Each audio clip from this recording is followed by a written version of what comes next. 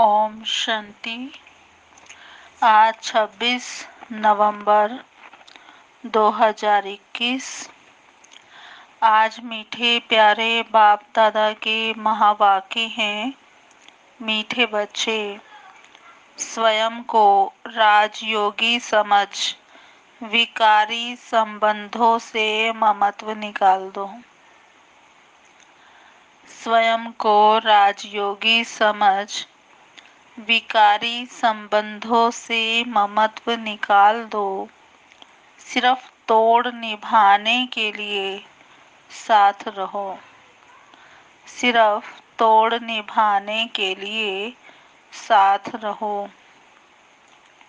प्रश्न: तुम बच्चों ने देह भान को भुलाया है। इसका यादगार शास्त्रों में किस रूप में दिखाया है? तुम बच्चों ने देह भान को भुलाया है। इसका यादगार शास्त्रों में किस रूप में दिखाया है? उत्तर है, दिखाते हैं पांडव पहाड़ों पर गल मरे, परंतु उनको क्या पड़ी थी जो पहाड़ों पर बर्फ में जाकर शरीर छोड़ेंगे। ला कहता है, हिमालय के पहाड़ों पर कोई शरीर नहीं छोड़ते। बाकी तुम योग बल से शरीर छोड़ देते हो। देह भान को भूल अशरीरी बनने की प्रैक्टिस करते हो। ओम शांति। रूहानी बाप रूहानी बच्चों को समझाते हैं। समझाते तो हर रोज हैं, फिर भी कई बातें भूल जाती हैं। बच्चों को बुद्धि में ये तो रखना है कि ये संगम युग है। ये संगम युग है और हम संगम युग पर हैं। बाप आते भी संगम युग पर है। संगम युग माना कलयुग अंत और सतयुग आदि का समय। ये संगम का गाया हुआ है और शिव बाबा को बुलाते भी इस समय है। पतित दुनिया कहा जाता है कलयुग के अंत को। इस कलयुग के अंत को पतित दुनिया कहा जाता है, इसलिए इसी टाइम पर बुलाते हैं और किसी समय सतयुग त्रेता द्वापर में ऐसे नहीं बुलाते हैं। और बाबा ने कहा बाबा आएंगे भी नहीं। जब कलयुग का अंत होता है तभी मुझे बुलाते हैं, बाबा हम पतितों को पावन बनाने आओ। कलयुग के अंत और सतयुग के आदि में आओ। बुलाते हैं परंतु उनको पता नहीं है कि कल्प की आयु कितनी है। समझते हैं भक्ति करते करते, धक्का खाते खाते आखिर भगवान मिल ही जाएंगे। कल्प का अंत कब होगा ये भी किसको पता नहीं है। याद करते ही तब है जब कलयुग का अंत होता है। सतयुग त्रेता में तो है ही सुख, द्वापर में भी इतना दुख नहीं होता है। कलयुग में मनुष्य जब बहुत दुखी होते हैं तब बाप को पुकारना शुरू करते हैं। तमो प्रधान माना दुखी, तभी तो पुकारेंगे ना। हे दुखहर्ता सुखकर्ता आओ, दुख के बंधन तो बहुत हैं। दुख के टाइम ही भगवान को पुकारते हैं कि इस बंधन से छुड़ाओ। जब कोई रास्ता नहीं मिलता है तो बहुत जोर से पुकारते हैं, परंतु फिर भी पाते नहीं। जैसे भूल भुलैया होता है ना, जहाँ से भी जाते हैं रास्ता नहीं मिलता। जब थक जाते हैं फिर चिल्लाते हैं। तो यहाँ भी मनुष्य जब बहुत दुखी हो जाते हैं तब चिल्लाते हैं, हे दुखहर्ता सुख करता, हे अंधों की लाठी। इस समय ही पुकारते हैं, हे अंधों की लाठी। बाबा कहते, अभी तुम संगम पर हो। एक तरफ है पांडव और दूसरी तरफ है कौरव। अंधा उनको कहा जाता है जो रचयिता और रचना के आदि मध्य अंत को नहीं जानते हैं। सज्जे उनको कहा जाता है जो बाप द्वारा रचता और रचना को जान गए हैं। तुम तो बाबा ने कहा, तुम तो समझते हो हमको राज्य भाग्य मिला है। तब तो चित्रों में दिखाते हैं। सतयुग है शिव बाबा का स्थापन किया हुआ, इसलिए उसका नाम पड़ा शिवालय। और फिर जब भिखारी बनते हैं तो वाम मार्ग की स्थापना होती है, इसलिए इसको वैश्यालय कहा जाता है। सतयुग है शिवालय, कलयुग है वैश्यालय। तुम संगम युगी ब्राह्मणों को ये मालूम है कि अभी हम ना वैश्यालय में हैं और ना शिवालय में हैं। हम शिवालय में जा रहे हैं। अभी वैश्यालय विकारी संबंधों से हमारा ममत्व निकल गया है। अभी है हमारा भविष्य के संबंधों से ममत्व। हम अभी राजयोगी हैं, वह योगी हैं, उनसे हमारा कनेक्शन है। फिर भी तोड़ निभाने के लिए रहना तो अपने घर में ही है। फिर भी ब्राह्मणों से बहुत कनेक्शन रहता है, क्योंकि ब्राह्मणों जितनी ऊंच सेवा और कोई नहीं कर सकते हैं।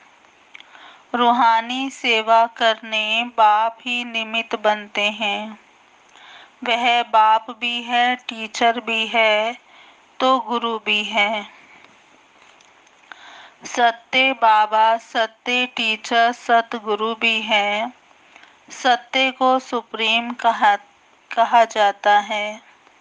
उनके द्वारा हमको वर्षा मिल रहा है। ये याद रहने से कितनी हर वक्त खुशी रहनी चाहिए। फिर औरों को समझाने के लिए पुरुषार्थ किया जाता है। पहले पहले तो है वह पारलौकिक बाप।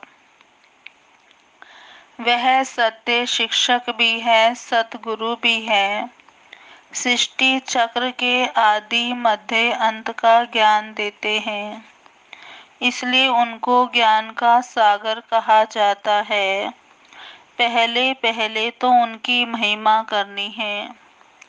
वह सत्य बाप, सत्य टीचर, सत्य सतगुरु हैं। सत्य धर्म की स्थापना करते हैं। मांगते हैं ना कि एक राज्य हो। वह तो सतयुग में होता है, यहाँ तो हो ना सके। मनुष्य कहते हैं वन वर्ड हो जाए, एकता हो जाए।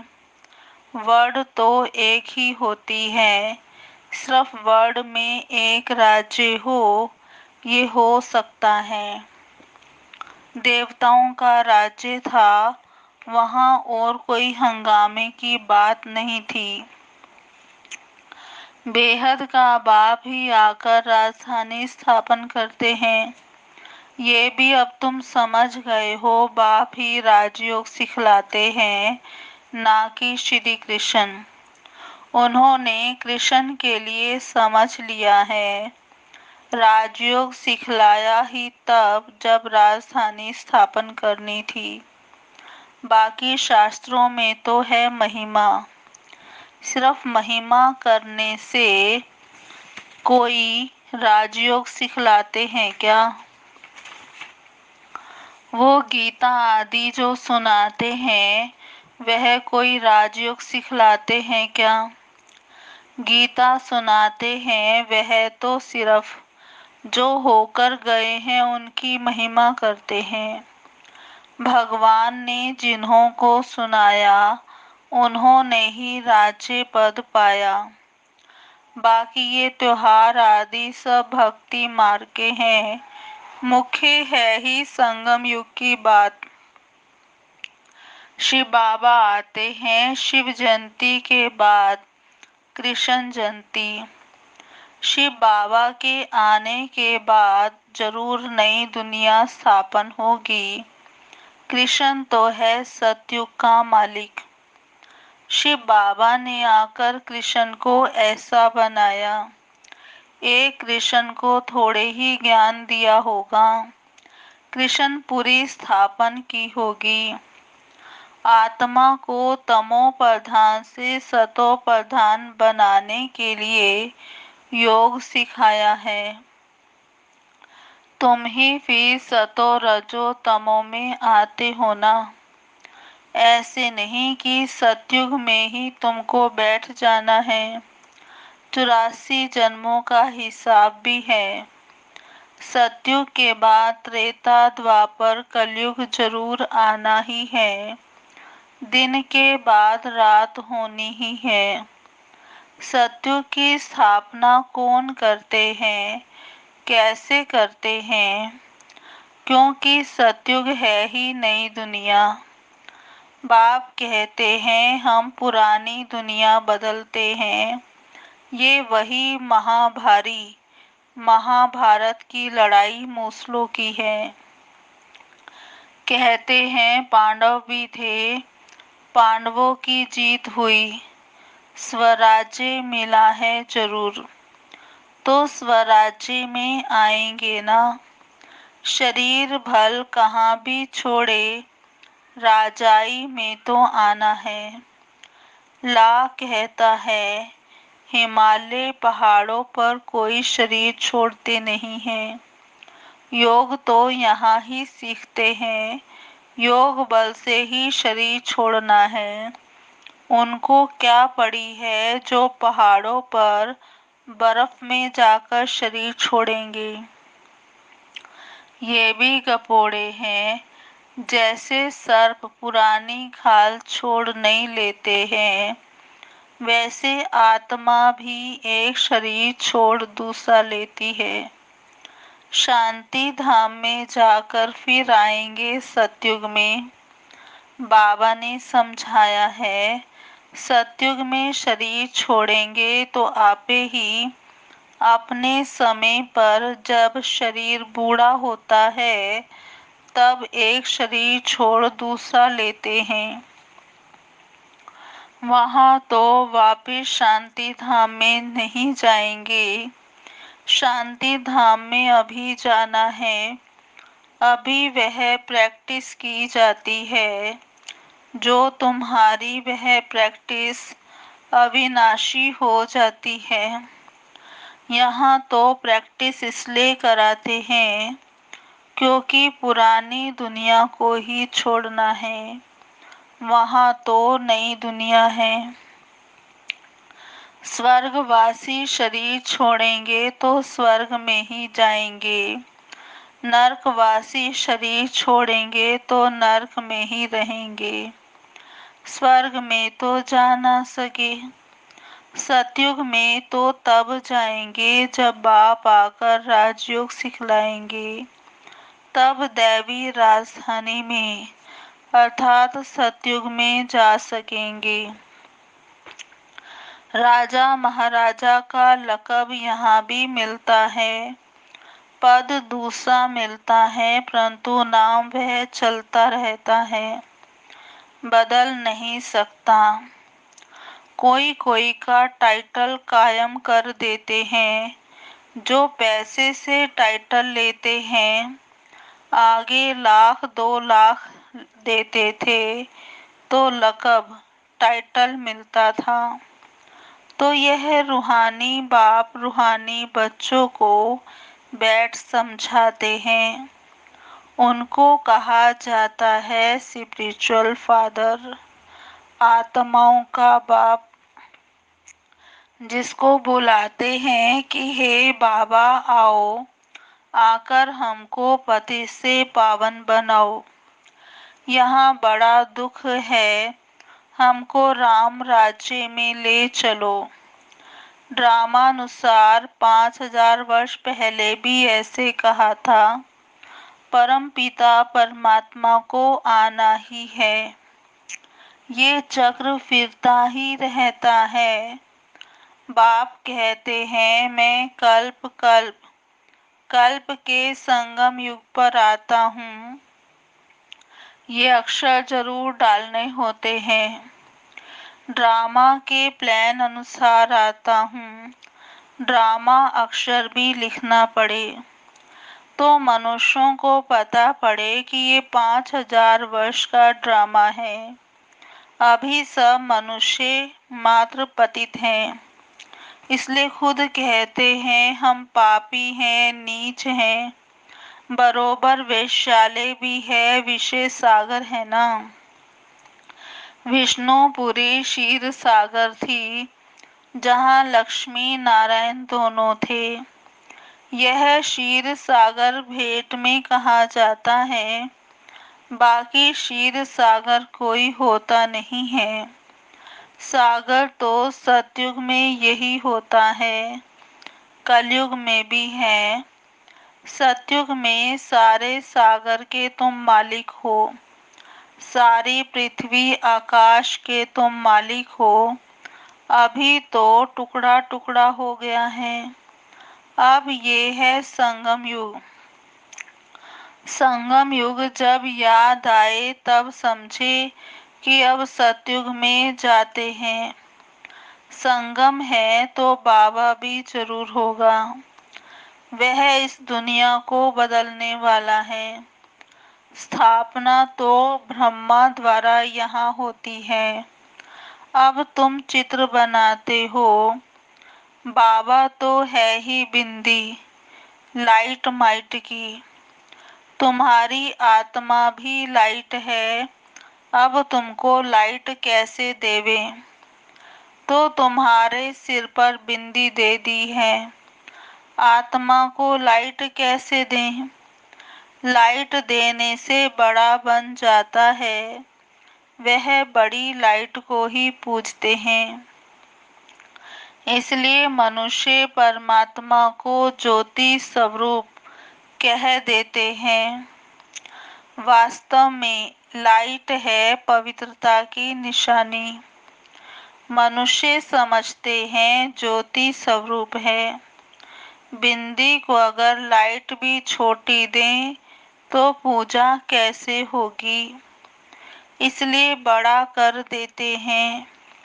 बाप कहते हैं मैं परम आत्मा सुप्रीम सोल हूँ, जिसको तुम परमात्मा कहते हो। परंतु छोटी बिंदी की पूजा कैसे हो? लाइट कैसे दें? कोई लिंग की पूजा करते हैं। जैसे कोई साहूकार है तो हीरा गोल बनाकर उनकी पूजा करते हैं। नाम तो शिवलिंग ही रखेंगे। है तो स्टार और कोई चीज नहीं है। ये बड़ी गूढ़े बातें समझने की है। आत्मा कोई छोटी बड़ी नहीं होती, नहीं तो फिट कैसे हो? अभी तुम जैसे अपनी आत्मा को जानते हो, वैसे बाप को जानते हो। आत्मा बाप को बुलाती है। तुमने अपनी आत्मा को देखा है तो परमात्मा को कैसे देखेंगे? हाँ, दिव्य दृष्टि से देख सकते हो। सो तुम जबकि जानते हो, फिर देखने से फायदा ही क्या? ये तो पढ़ाई है। यहाँ पढ़ाई पढ़ने की है, जिससे मनुष्य से देवता बनते हैं। ये है फ्यूचर, नई दुनिया के लिए पढ़ाई। ये लक्ष्मी नारायण कहाँ से ऐसे कर्म सीखे, तो कहेंगे संगम पर। बाप कहते हैं मैं संगम पर ही आकर तुमको नई दुनिया के लिए पढ़ाई पढ़ाता हूँ। बाबा प्रदर्शनी में तार देते हैं, उसमें भी ये लिखना है कि ये संगम युग है, क्योंकि पहले तो टेलीफोन का जमाना नहीं था। तो जब प्रदर्शनी आदि लगाते थे तो बाबा डायरेक्शन देते थे। तो बाबा ने डायरेक्शन दिया कि लिखो प्रदर्शनी में कि ये संगम युग है, और इस संगम युग पर तुम अपने बाप से बर्थ राइट ले सकते हो भविष्य 21 जन्मों के लिए। संगम युग अक्षर जरूर लिखना है। एक्यूरेट जो तार जाती है उसकी कॉपी भी वहां लगानी है। बड़े अक्षरों में लिख देना चाहिए। दिन प्रतिदिन क्लियर होता जाता है। नीचे लिखते ही हैं बाप दादा। शिव बाबा जो आत्माओं का बाप है, वह प्रजापिता ब्रह्मा द्वारा सिखलाते हैं। बाप कहते हैं मुझे शरीर का आधार तो चाहिए ना। शिव तो है निराकार, उनको तो अपना कोई शरीर है नहीं। ब्रह्मा विष्णु शंकर तो सूक्ष्म आकारी है, बाकी सबको तो शरीर है। बाप कहते हैं मुझे शरीर है कहाँ, परंतु ऐसे तो नहीं कि मैं नाम रूप से न्यारा हूँ। बहुत क्लियर बच्चों को समझाते हैं कि मैं हूँ निराकार, परंतु जब मैं आता हूँ तो मुझे शरीर जरूर चाहिए। मैं गर्भ में नहीं आता हूँ। मैं खुद बतलाता हूँ कि मैं साधारण तन में आया हूँ। यह पहले पूज्य था, पुजारी बना है। माला में भी है पहले शिव बाबा फिर 2 दाने। प्रवृत्ति मार्ग है ना। अभी तुमको पता है प्रवृत्ति मार्ग की ही माला है। जो प्रवृत्ति मार्ग में पतित थे अब शिव बाबा की मत से पावन बन सृष्टि को पावन बना रहे हैं। इसलिए यादगार माला बनी हुई है। रुद्र माला और विष्णु की वैजंती माला है। ब्राह्मणों की माला नहीं बनती है। कोशिश की थी बनाने की, परंतु बनी नहीं। इसलिए माला बनाना, अव्यक्त नाम देना छोड़ दिया। नाम जो यहाँ के थे वह नाम यहाँ ही छोड़कर फिर वही अपना पुराना नाम लेकर भाग जाते हैं। उनको उस नए नाम से कोई बुलाएंगे भी नहीं। तो बाप हमारा बाप टीचर गुरु है, तो ऐसे बाप को बहुत लव से याद करना है। परंतु माया ऐसी है जो भुला देती है, इसलिए अवस्था डगमग होती है।